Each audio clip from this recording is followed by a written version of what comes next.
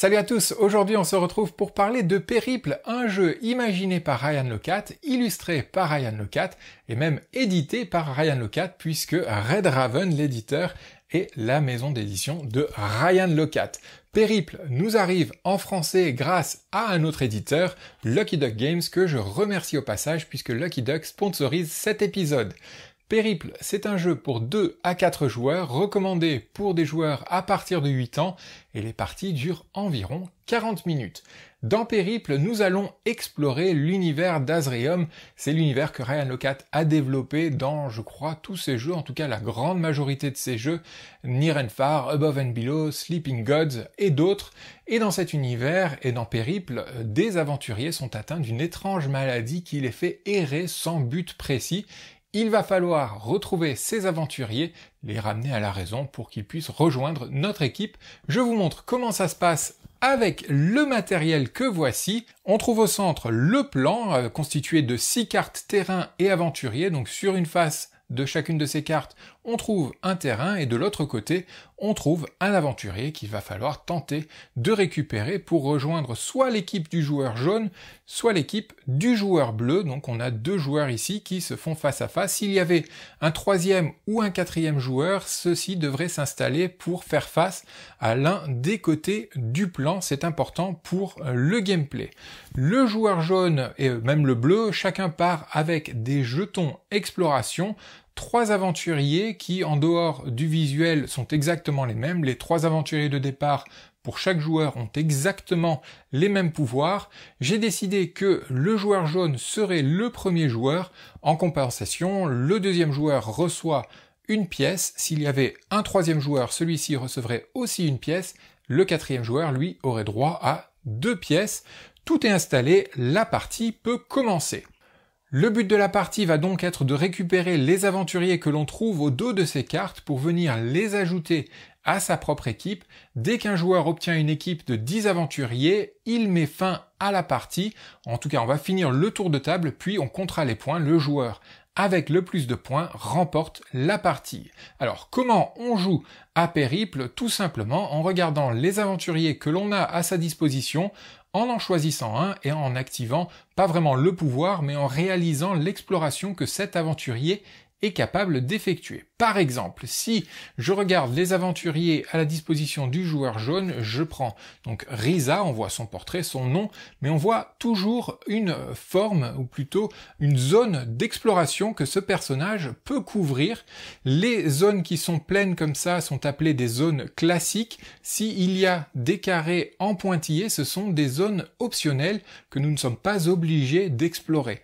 Les zones classiques, elles, doivent obligatoirement, pour pouvoir être explorées, rentrer sur le plan complètement. Alors, comment ça se passe concrètement? L'aventurier ne peut pas changer d'orientation, donc le joueur va toujours regarder ses héros comme ça et appliquer la forme qui est indiquée sur son personnage dans le même sens sur ce plan. Par exemple, si Risa veut aller explorer ici, elle pourra explorer le terrain en respectant cette forme en L, en prenant 3 de ces jetons et en venant les placer n'importe où sur le plan tant que tous les jetons peuvent rentrer sur ce plan. Par exemple, juste pour l'exemple, elle va commencer par explorer ici, ici et ici. Vous voyez que je respecte réellement la forme que Risa me donne. Tout rentre sur le plan, donc c'est un déplacement, plutôt c'est une exploration valide.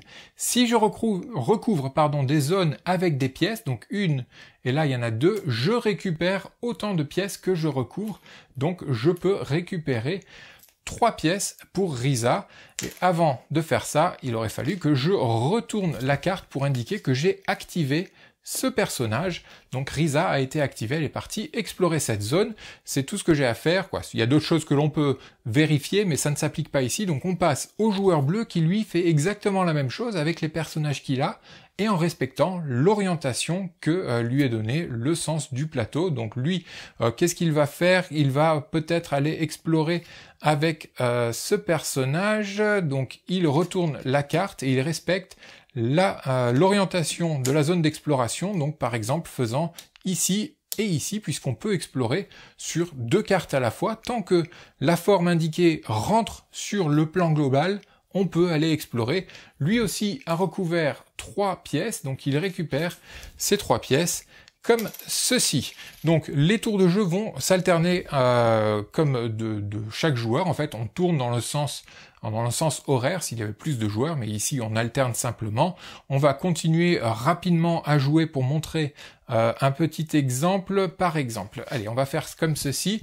Donc pour la mettre à l'endroit, on peut explorer une petite case comme ça, mais on peut aussi avoir une case optionnelle. Donc mais toujours dans ce sens, hein. Je respecte le sens qui m'est donné.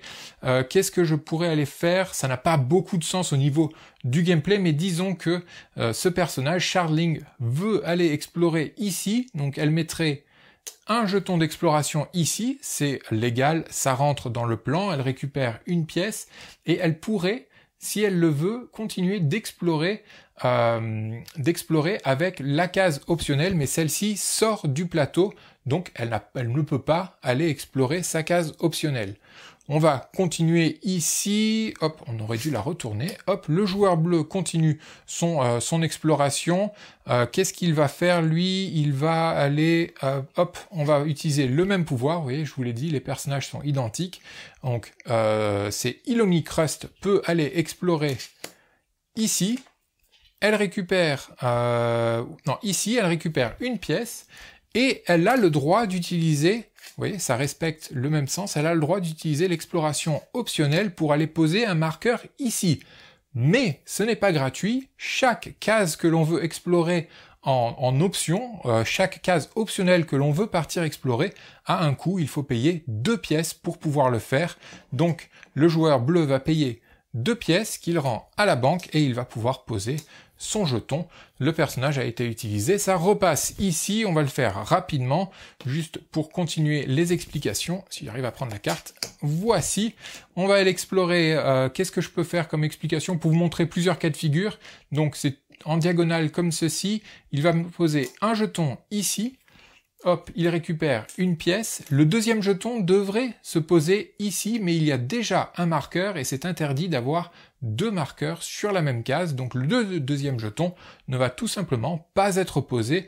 On ne doit pas faire comme ça. On va simplement ignorer ce marqueur et c'est tout ce qu'il avait à faire. Donc on repasse ici au joueur qui va lui aussi utiliser son dernier personnage qui est comme ceci et il va pourquoi pas aller faire une exploration hop comme ceci.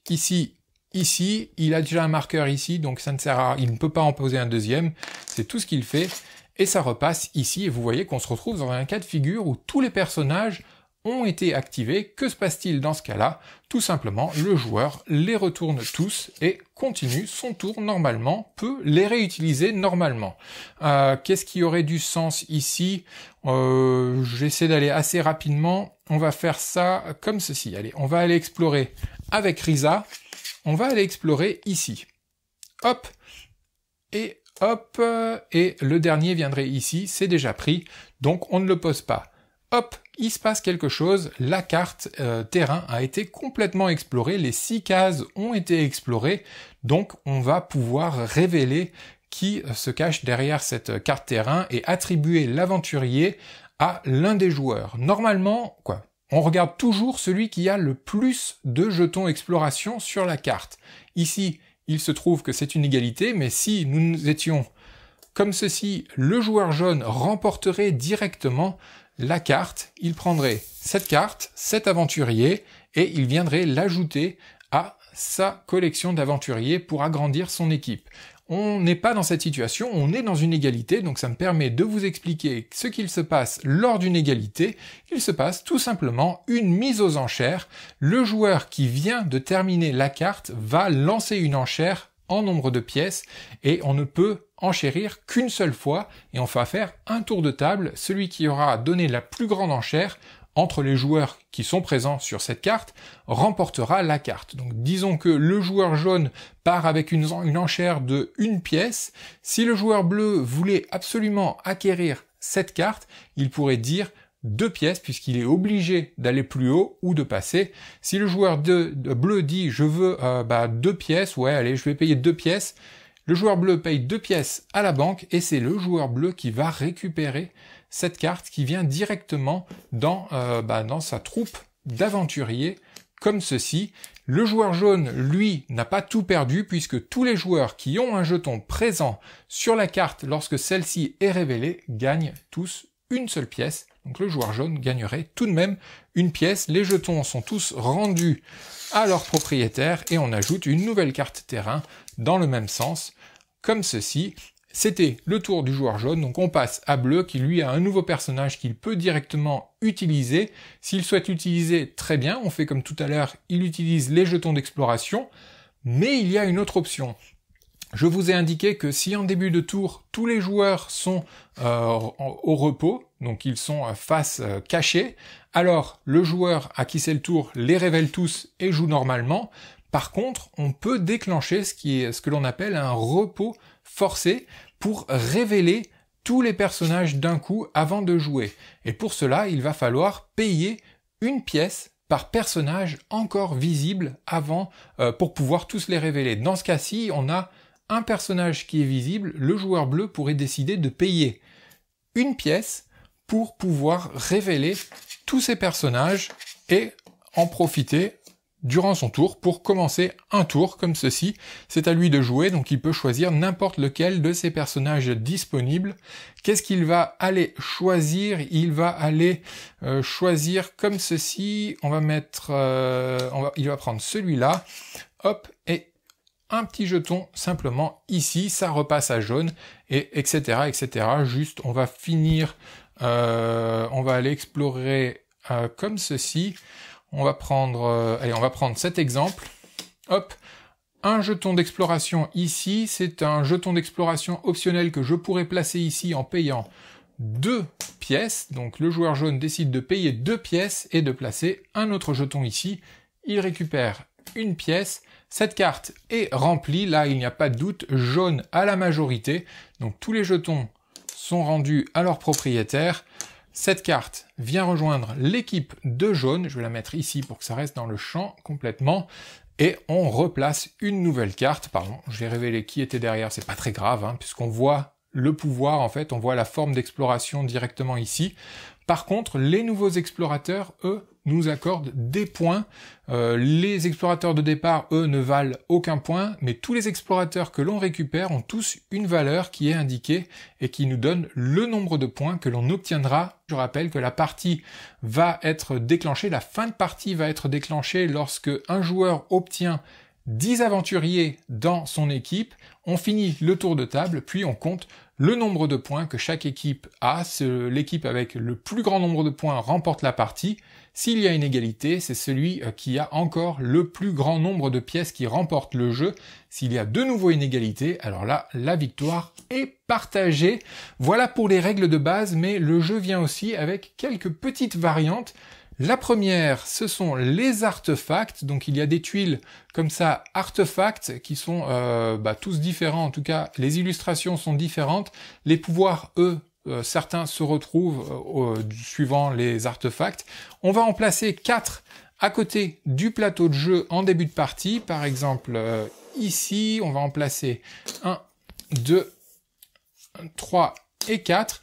Et on va jouer normalement. La différence, c'est qu'à la fin d'un tour, un joueur peut payer le nombre de pièces qui est indiqué ici pour acquérir un artefact. Par exemple, payer 9 pièces pour acquérir celui-ci, et ça vient dans son équipe. Lorsqu'il joue avec cet artefact, il va jouer normalement, mais à la fin de son tour, il va pouvoir profiter du pouvoir de l'artefact. Celui-ci dit que l'on peut retourner une carte dans n'importe quel sens, une carte visible vers le côté épuisé, ou du côté épuisé vers le côté visible, peu importe.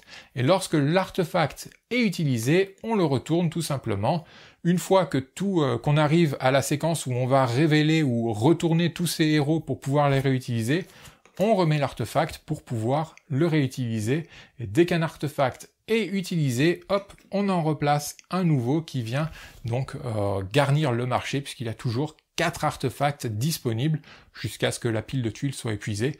Et les pouvoirs, je ne vais pas tous les détailler. Certains permettent de déplacer des jetons, certains permettent de placer des jetons optionnels gratuitement sans avoir à payer le coût additionnel. Donc ça permet de varier les choses. L'autre variante, c'est celle qui permet d'utiliser donc l'avant-poste que voici. L'avant-poste, c'est simplement une carte, je sais pas pourquoi une carte a été faite, mais bref, une carte qui nous donne la petite règle. 3 points de victoire seront accordés au premier joueur qui arrive à encercler complètement un jeton exploration d'une autre couleur, donc d'un adversaire. Si par exemple jaune arrive à faire ça, il va remporter cette carte, il gagnera 3 points supplémentaires en fin de partie. Personne d'autre ne pourra avoir accès à cette carte, uniquement jaune vient de la gagner et c'est tout ce qu'il y a avec cette variante. Enfin, la dernière variante proposée dans le jeu, c'est une variante de l'empilement. Je vous disais qu'il est impossible de poser plusieurs jetons sur la même case. Avec la variante de l'empilement, on peut le faire, poser un jeton supplémentaire, ce qui permet d'être présent sur une carte terrain et donc de prétendre à la pièce lorsqu'une carte est révélée.